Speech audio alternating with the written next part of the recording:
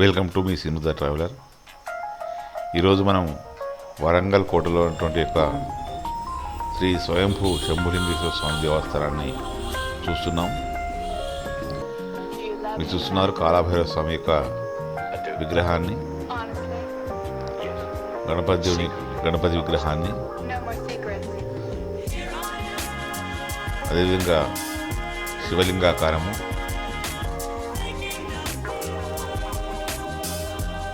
చుట్టూ కూడా చక్కగా స్టీల్ బ్యారికేడింగ్ ఏర్పాటు చేయబడింది. మేము వెళ్ళింది మధ్యాహ్న సమయం కాబట్టి పూజారులు కానీ భక్తులు కానీ ఎవరూ లేరు. దేవాలయం అంతా కూడా ప్రశాంతంగా ఎటువంటి అలజడి లేకుండా ఉంది. మీరు చూస్తున్నారు కానుకల్లో హుండీలో వేయమని. ఇక్కడ కూడా కాకతీయ రాజుల యొక్క చిహ్నమైనటువంటి ఒక చూసారా, ఇక్కడ మీకు లింగాకారాలు కనిపిస్తున్నాయి. నందీశ్వరుడు,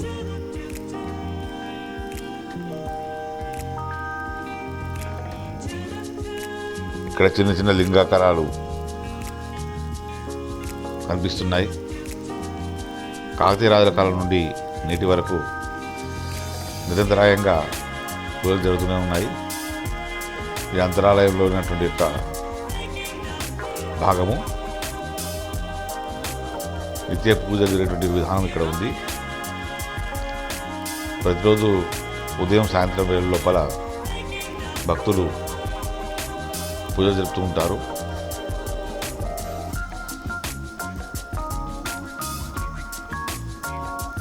గర్భగుడి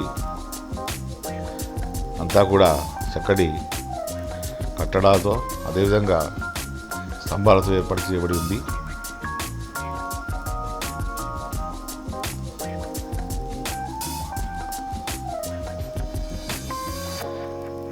ఎక్కడైతే శివుడు ఉంటాడో ఆ శివుని మరో రూపమైనటువంటి ఒక కాళభైరవుడు తప్పనిసరిగా ఉంటాడు. మీరు కాశీ క్షేత్రానికి వెళ్ళినా కూడా ఆ కాశీ క్షేత్రంలో కూడా మీకు కాళభైరవ స్వామి దేవాలయం కనిపిస్తుంది. వేములవాడ రాజరాజేశ్వర స్వామి దేవస్థానంలో కూడా మీకు దేవాలయానికి ఎదురుగానే అంతరాలయం లోపలనే కాళభైరవ స్వామి యొక్క దేవాలయం కనిపిస్తుంది. ఇక్కడ మీరు చూస్తున్నారు నందీశ్వరుడు చక్కగా అలంకరించబడి ఉన్నాడు. చెక్కడాల లోపలనే రకరకాలైనటువంటి యొక్క ఆకారాలు ఉన్నాయి. చాలామంది స్త్రీమూర్తులు ఇక్కడికి వచ్చి పూజ జరుపుకుంటున్నారు. మరొకసారి చూడండి, అంతరాన్నటువంటి ఒక శివుడు, అదేవిధంగా అభిషేకానికి ఉంచేటువంటి కలశము. ప్రతిరోజు నిత్యం ఇక్కడ ధూపదీప నైవేద్యాలు జరుగుతుంటాయి. మనం గమనిస్తే కొన్ని దేవాలయాలు ఎంతో అభివృద్ధి చెంది చక్కటి పూజాధికారులు జరుగుతుంటే కొన్ని దేవాలయాలు మాత్రం ఎటువంటి పూజాధికారి లేకుండా ఉన్నాయి. శంభులింగేశ్వర స్వామి యొక్క దేవాలయం యొక్క బయటి ప్రదేశము శ్రీ స్వయంభూ శంభులింగేశ్వర స్వామి దేవస్థానం అని ఉంది. మీరు వరంగల్ కోటకు వెళ్ళినప్పుడు తప్పనిసరిగా ఈ దేవాలయాన్ని దర్శించుకోండి. ఎంతో మహిమగలటువంటి ఒక శివుడు. ఇక్కడ నుండి మనం ముందుకు వెళ్తున్నాం.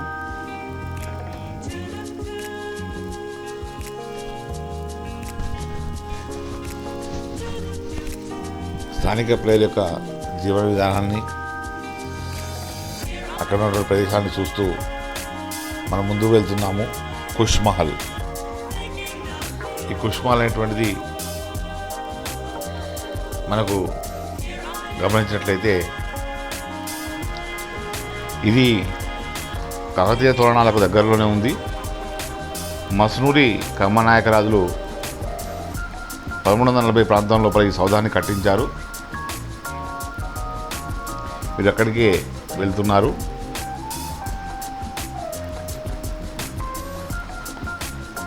ఈ దర్బారు పొడవు సుమారు 90 అడుగులు ఉండగా వెడల్పు ఎత్తు వరుసలు 45-30 అడుగులు ఉంటాయి. మీరు చూస్తున్నారు పక్కన ఉన్న ఖాళీ ప్రదేశాన్ని. ఇదే కుష్ మహల్.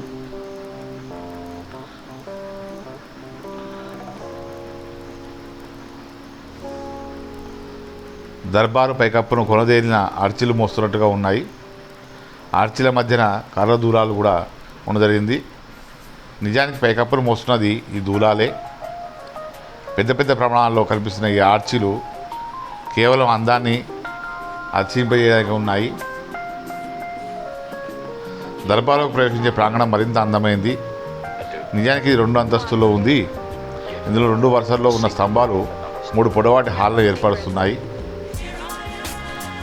ఈ కింద పైనున్న గదులు రాజకుటుంబాలకు చెల్లని స్వచ్ఛమైన గాలిని ఆస్వాదించడానికి వీలుగా నిర్మించబడ్డాయి.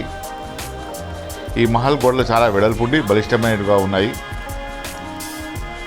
అవి సుమారు 77 డిగ్రీల వాళ్ళతో ఉండి వేలాడుతున్నట్టుగా మనకు కనిపిస్తుంటాయి. పక్క నుండి ఎత్తైన భవనం ఎక్కడానికి పైకి మెట్లు కూడా మనకు కనిపిస్తుంటాయి.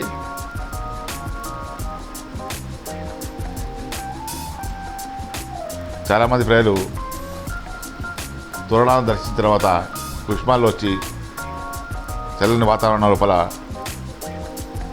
ఉంది. ఇది ఎక్కువ సంతోషాన్ని ఇచ్చింది కాబట్టి దీనికి కుష్ మహల్ అని పేరు రావడం జరిగింది. మీరు చూస్తున్నారు, ఇది వరంగల్ కోట యొక్క రాతి కట్టడము.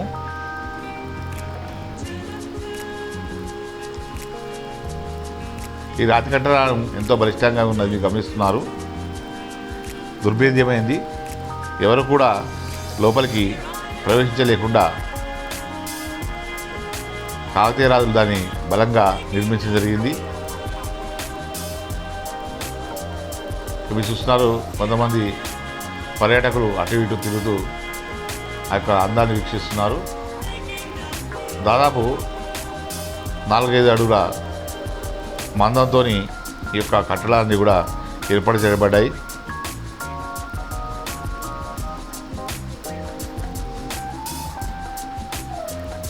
చుట్టూ పంట పొలాలు, మధ్యలో పెద్ద పెద్ద గ్రానైట్ రాళ్ళు మనకు కనిపిస్తుంటాయి.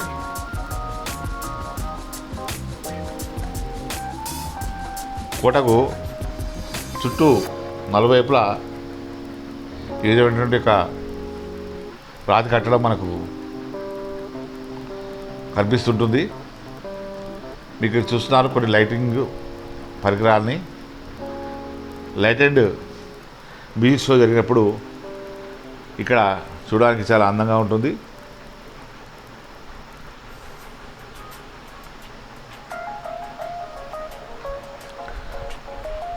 శని ఆదివారాల లోపల చాలామంది పర్యాటకులు ఇక్కడికి వచ్చి దర్శించడం జరుగుతుంది. వరంగల్ కేవలం 150 కిలోమీటర్ దూరం లోపల రైలు బస్సు సౌకర్యం ఉన్నటువంటి ఒక అతిపెద్ద నగరము, పర్యాటక నగరము. కాబట్టి చాలామంది భక్తులు వీకెండ్స్ లోపల భద్రకాళి అమ్మవారిని, అదేవిధంగా 1000 స్తంభాల దేవాలయాన్ని, వరంగల్ కోటను ఒక్కరోజు లోపల దర్శించుకొని మళ్ళీ హైదరాబాద్కు వెళ్ళిపోయే సౌకర్యం ఉంది. రాతికోట తర్వాత మనకి ఇప్పుడు కనిపిస్తుంది ముందులో మట్టికోట. ఎవరైనా శత్రువులు రావాలంటే ముందుగా రాతికోట దాటుకొని, రాతికోట కంటే ముందు మట్టికోట దాటుకొని రావాల్సి ఉంటుంది. మట్టికోట కూడా విశాలంగా, బలమైనదిగా, శత్రు దుర్భేద్యమైనదిగా మనకు కనిపిస్తుంది. చూడండి ఎంత వెడల్పుగా ఉందో.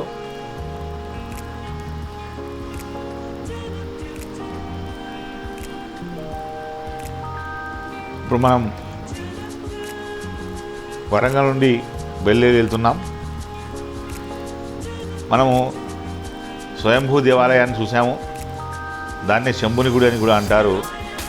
ఆ దేవాలయాన్ని గురించి మనం ప్రయాణిస్తూ కొన్ని విషయాల్ని మాట్లాడుకుందాం. అది ఓరుగోలు కట్టడాల్లో ఉన్నటువంటి ఒక మహత్తరమైనటువంటిది దేవాలయము.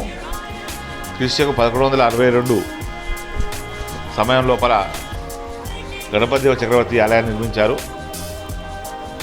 భూభాగం నుండి పుష్పాకారం, పైకప్పు నక్షత్రాకారంలో పొందినట్లు రాతితో నిర్మించబడినటువంటి ఆలయం.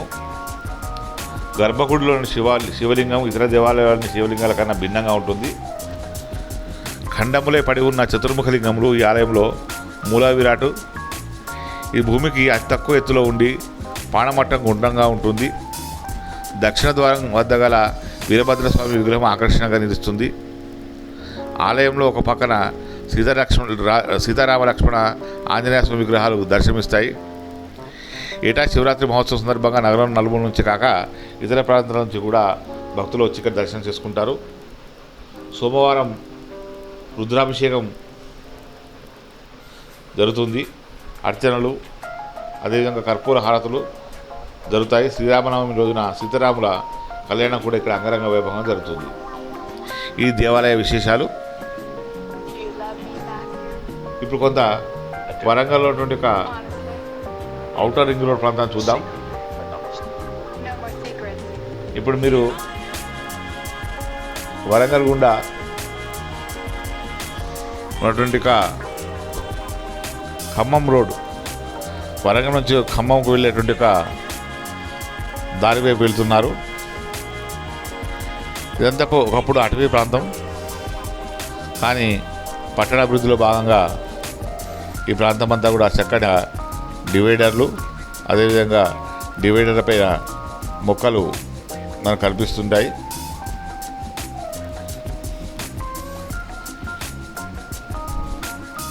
ఈ ప్రాంతాన్ని ఖిలా వరంగల్ పెట్రోల్ పంప్ అని అంటారు. ఇప్పుడు మనం ఖమ్మం వైపు మరలుతున్నాం.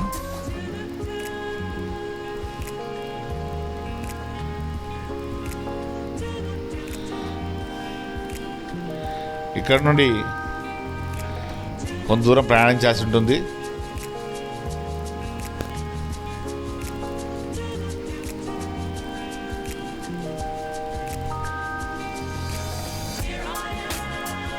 మీకు ప్రయాణిస్తున్నటువంటి భాగానికి ఎడమ వైపున వరంగల్ కోట ప్రాంతము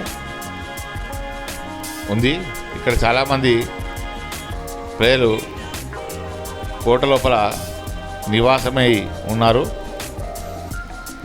ఈ వరంగల్ కోట నుంచి ఖమ్మం వైపు వెళ్ళేటువంటి ఒక మార్గం. ఇక్కడి ఖమ్మం 120 కిలోమీటర్ల దూరం లోపల ఉంది. మధ్యలో వర్ధనపేట, అదేవిధంగా తొర్రూరు, మరిపేట బంగ్లా, తర్వాత ఖమ్మంను చేరుకోవచ్చు.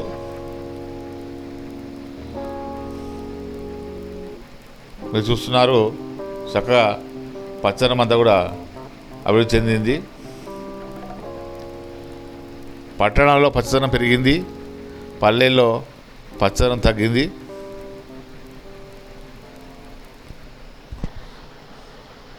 మరొకసారి పర్యావరణం గురించి మనం మాట్లాడుకుందాం. మొక్కల్ని నాటండి, పర్యావరణాన్ని కాపాడండి. మీ పిల్లల యొక్క భవిష్యత్తును ఉజ్వల భవిష్యత్తుగా మార్చండి. పిల్లల కొరకు కేవలం ధనం సంపాదిస్తే సరిపోదు. వారికి ఆరోగ్యం కొరకై మనం చక్కటి మొక్కలు నాటి వారికి చక్కటి ఆక్సిజన్ను, ప్రాణవాయువును అందిద్దాం.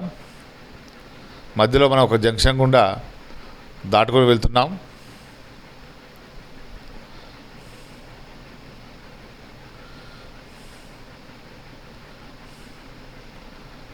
చాలామంది ప్రజలు తమ యొక్క రోజువారీ పనుల్లో భాగంగా రకరకాలైనటువంటి యొక్క వెహికల్స్ పైన వెళ్తున్నారు.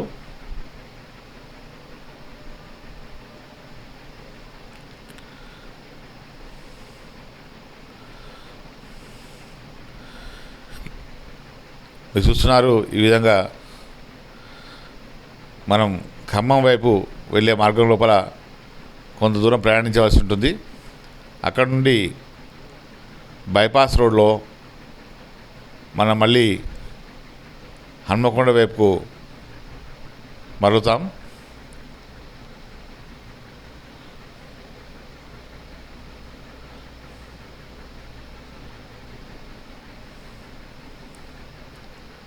వరంగల్ అటువంటిది అతి గొప్ప చారిత్రక పర్యాటక ప్రాంతము. చారిత్రక అంశాలు, అదేవిధంగా పర్యాటక అంశాలు, గతం మరియు భవిష్యత్తు, వర్తమానం ఈ మూడింటిని కూడా మనం వరంగల్ లోపల చూడవచ్చు.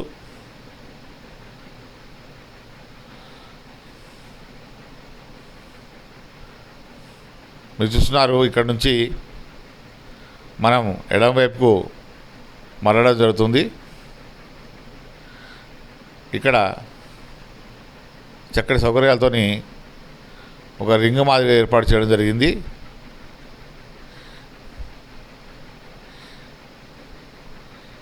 ఇక్కడ నుండి మీరు చక్కగా హనుమకొండ వైపుకు వెళ్ళిపోవచ్చు.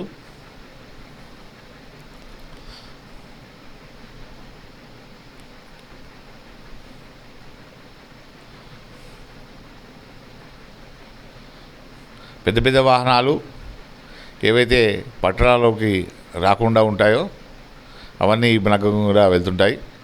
దయచేసి చూడండి, ఆనందించండి, సబ్స్క్రైబ్ చేయండి. Thank you for watching. Survey జన సుఖినో.